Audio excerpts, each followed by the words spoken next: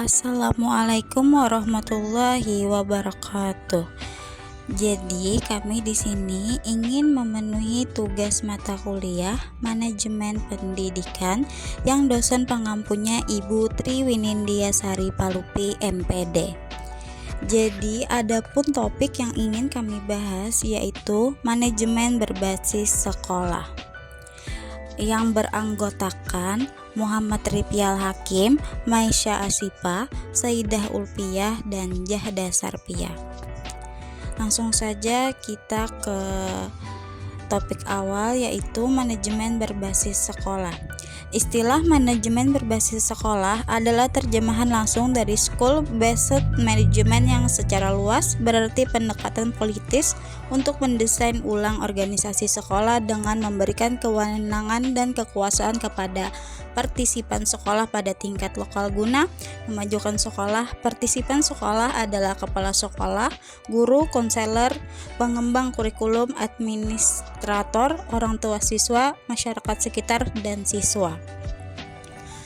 Tujuan manajemen berbasis sekolah. Manajemen berbasis sekolah bertujuan untuk meningkatkan kualitas pendidikan terutama di daerah, karena sekolah dan masyarakat tidak perlu menunggu perintah dari pusat, tetapi dapat mengembangkan suatu visi pendidikan yang sesuai dengan kondisi daerah dan melaksanakan visi pendidikan secara mandiri.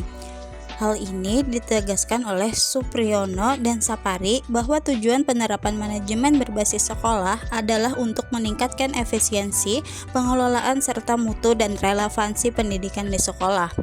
Maksudnya, tujuan manajemen berbasis sekolah adalah untuk memahami secara lebih baik bagaimana pemerintahan yang telah terrealisasikan dan tata kerja manajemen dapat mendukung pendekatan baru terutama terhadap pengajaran dan pembelajaran bidang matematika, sains, dan studi sosial untuk menghasilkan prestasi sekolah yang tinggi.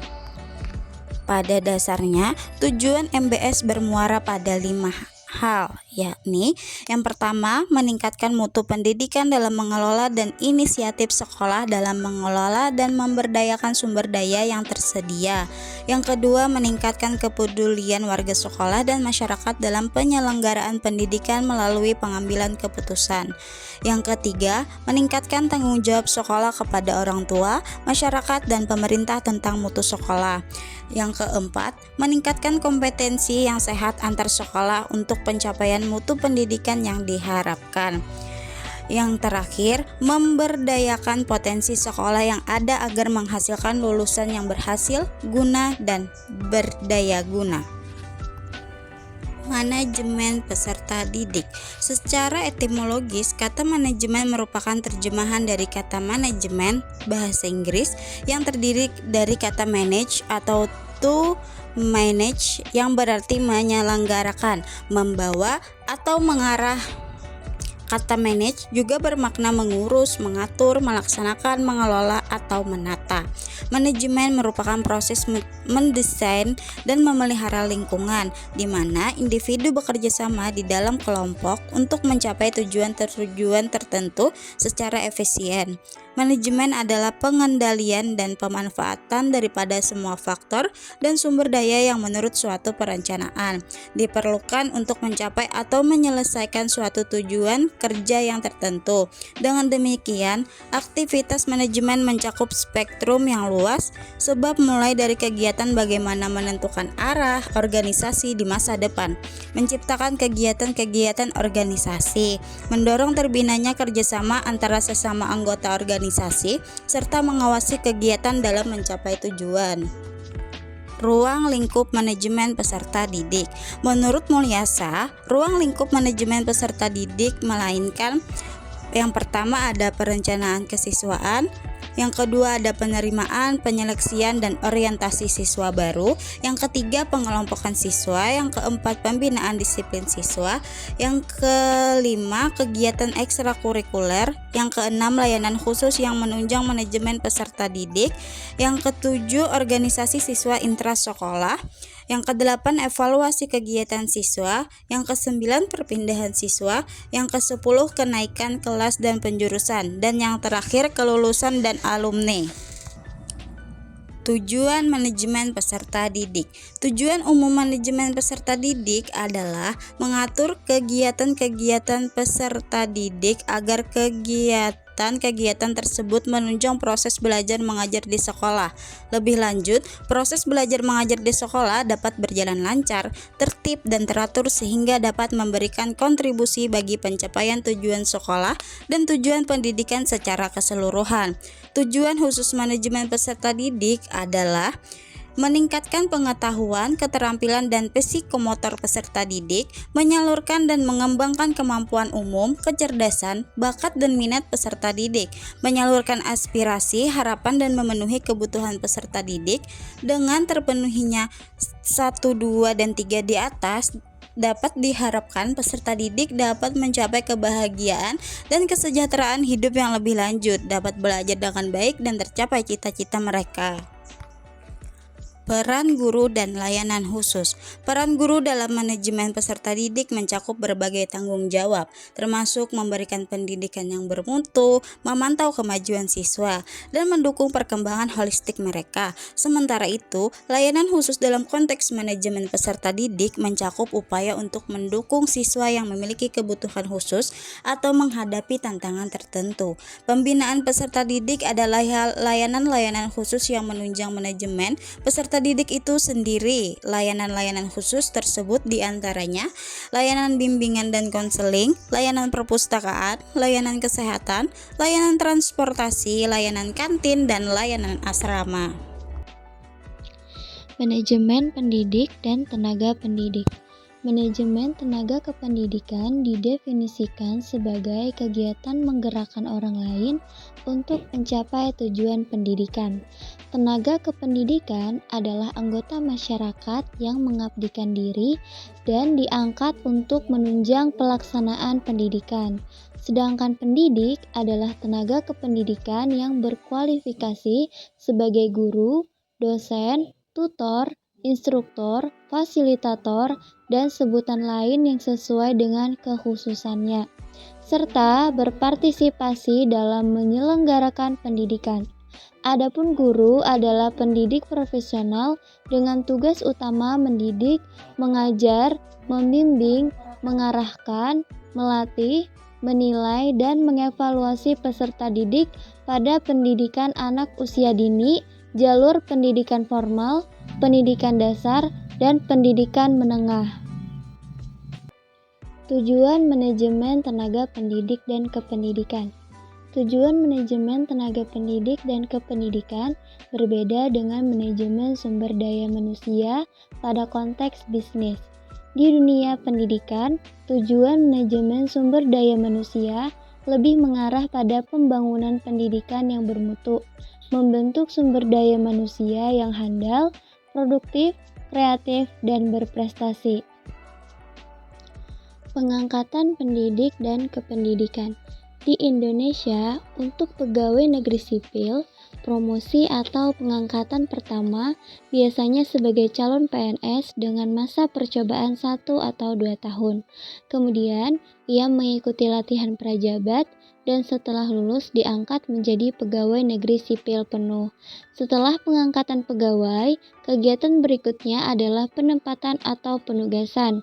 Dalam penempatan atau penugasan ini, diusahakan adanya kongruensi yang tinggi antara tugas yang menjadi tanggung jawab pegawai dengan karakteristik pegawai.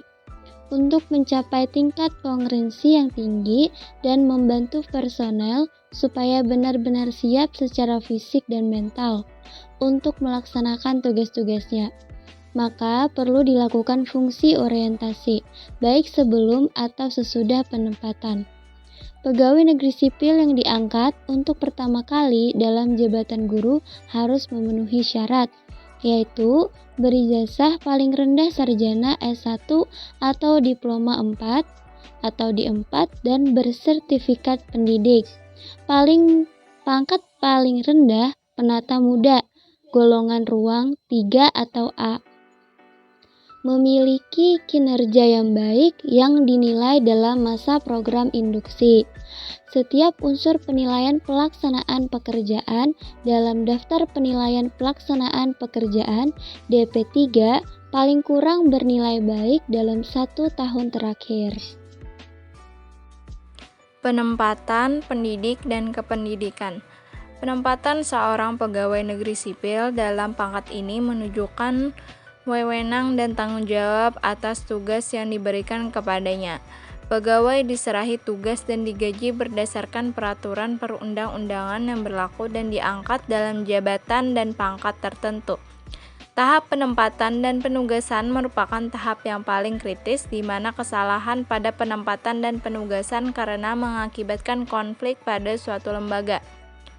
Prinsip dasar penempatan dan penugasan pegawai adalah kesesuaian tugas dengan kemampuan yang dimiliki pegawai tersebut, yaitu the right man on the right place, di mana harus memperhatikan bidang keahlian yang dimiliki oleh tenaga kependidikan.